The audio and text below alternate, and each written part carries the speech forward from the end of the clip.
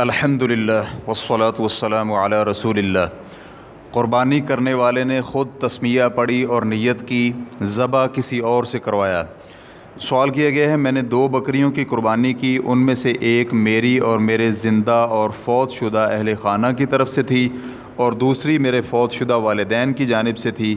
ہوا یوں کہ میں سلاٹر ہاؤس میں تھا اور میں نے خود جانور ذبح نہیں کیے۔ جس وقت ذبح کرنے والے شخص نے جانوروں کو ذبح کیا تو میں نے عربی میں کہا، بسم اللہ واللہ اکبر، یہ جانور تیری طرف سے ہے اور تیرے ہی لیے ہے، اور یہ میری اور میرے زندہ اور فوت شدہ اہل خانہ کی طرف سے ہے۔ جبکہ دوسرے جانور کو ذبح کرتے وقت میں نے کہا، یہ جانور میرے فوت شدہ والد کی طرف سے ہے۔ یہ الفاظ قربانی ذبح کرنے والے شخص نے نہیں کہے، تو کیا میرے لیے یہ الفاظ کہنا فرض تھا یا میرے سامنے جانور ذبح کرنے والا شخص کہے گا، اور کیا یہ قربانی صحیح ہوئی ہے؟ الجواب بعون الوہاب۔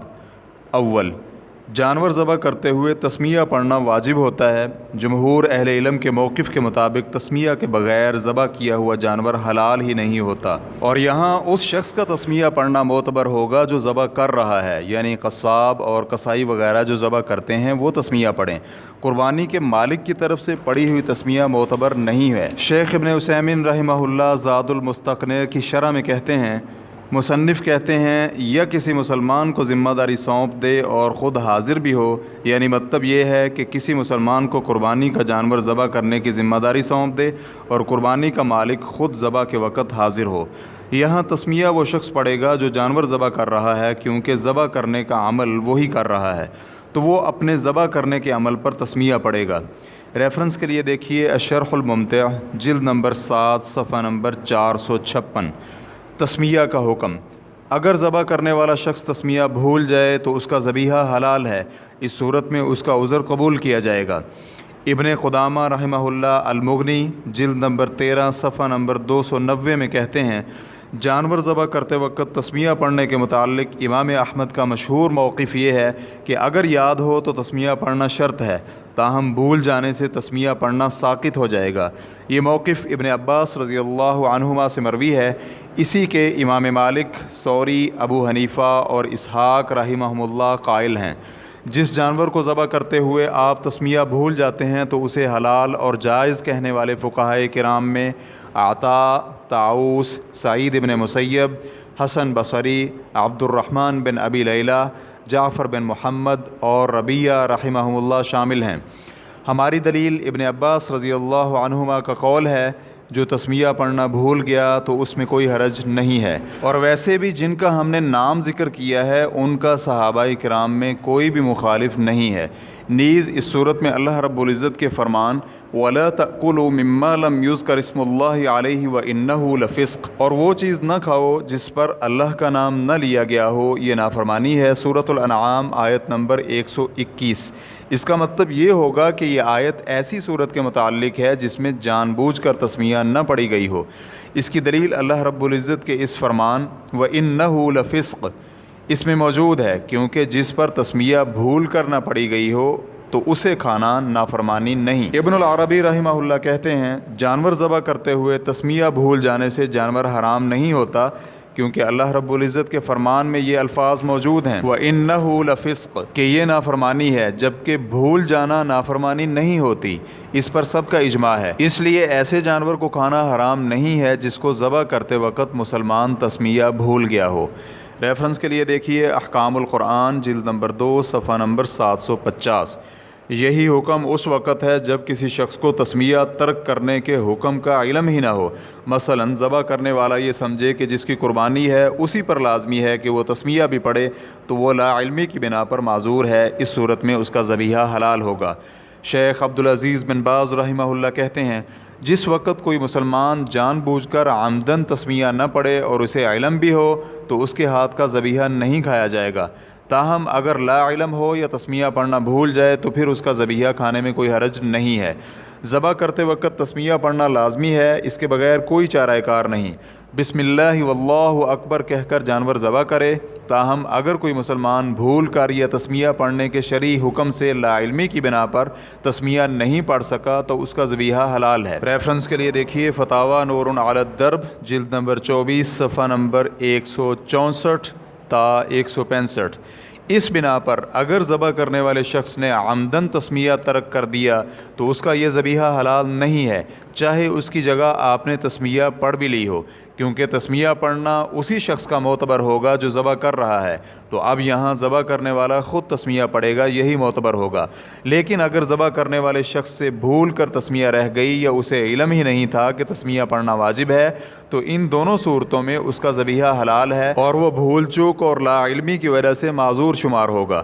اس کی مثال یوں لے لیں کہ اگر آپ کو یہ علم نہیں کہ ذبح کرنے والے نے تسمیہ پڑھا تھا یا نہیں، تو ایسی صورت میں اصل تو یہی ہے کہ ذبح کرنے والے مسلمان کا ذبیحہ حلال ہے اور اس کے ذبح کے عمل کو صحیح اور درست تصور کیا جائے گا تاکہ شواہد اس کے خلاف مل جائیں، جیسے کہ فتاوی اللجنۃ الدائمۃ للبحوث العلمیۃ والافتاء جلد نمبر 22 صفحہ نمبر 364 تا 367 میں ہے کہ مسلمانوں کے بارے میں اصل یہ ہے کہ ہر معاملے میں ان کے متعلق اچھائی ہی گمان کی جائے گی، یہاں تک کہ اچھائی کے الٹ کوئی چیز واضح طور پر مل جائے۔ اس بنا پر ذبح شدہ جانوروں کے بارے میں یہی تصور کیا جائے گا کہ انہیں شریعت اسلامیہ کے مطابق ہی ذبح کیا گیا ہے، انہیں ذبح کرتے ہوئے تسمیہ طریقہ ذبح شریعت کے مطابق تھا، اس لیے انہیں کھایا جائے گا۔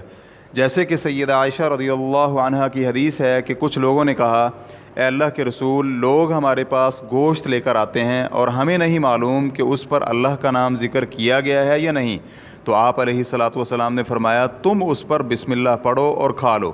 سیدہ عائشہ کہتی ہیں کہ سائلین ابھی نئے نئے اسلام میں داخل ہوئے تھے۔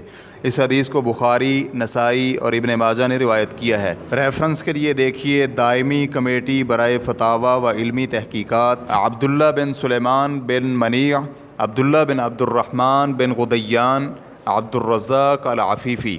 دوم، اگر ذبح کرنے والے شخص نے قربانی ذبح کرتے ہوئے تسمیہ تو پڑھی تھی لیکن اس نے وہ نیت نہیں کی جو آپ کی تھی، مثلاً یہ کہ جانور تمہاری اور تمہارے اہل خانہ کی طرف سے ہے اور دوسری قربانی تمہارے والد کی طرف سے ہے، تو اس صورت میں بھی ذبیحہ جائز اور حلال ہے اور قربانی بھی ہو گئی ہے۔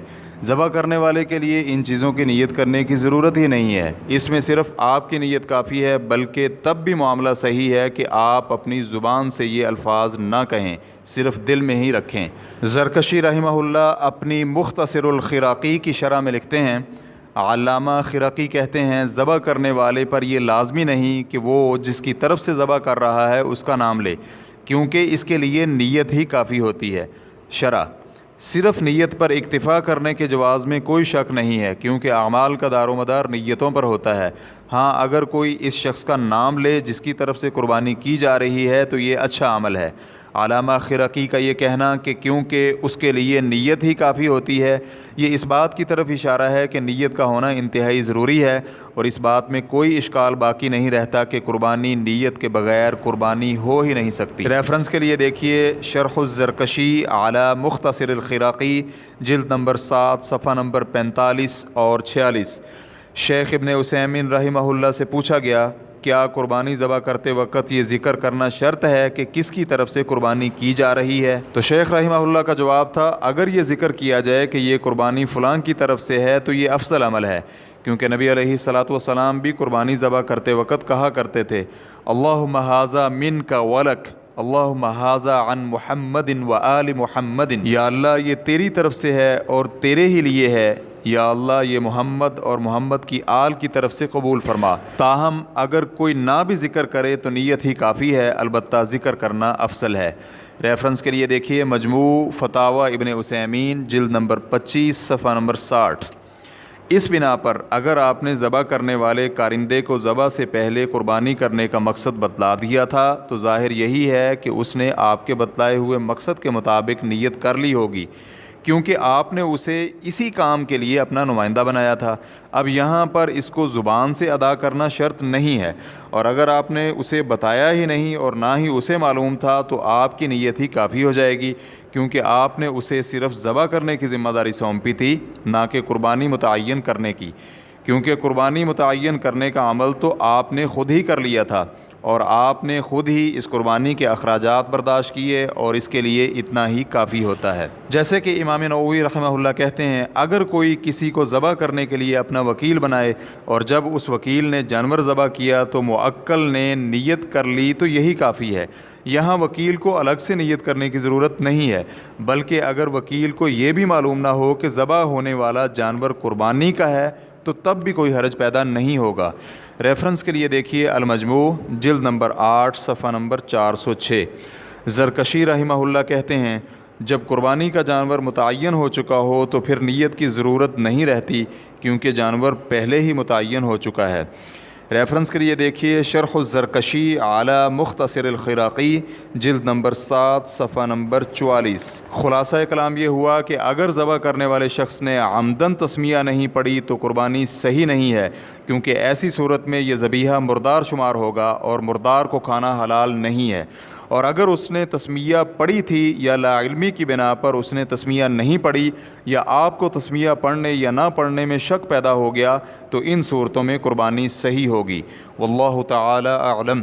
اسلام کیو اے ریکارڈنگز، مؤسسۃ الشیخ محمد صالح المنجد، المملکۃ العربیۃ السعودیہ، فتویٰ نمبر 296337۔ والسلام علیکم ورحمۃ اللہ وبرکاتہ۔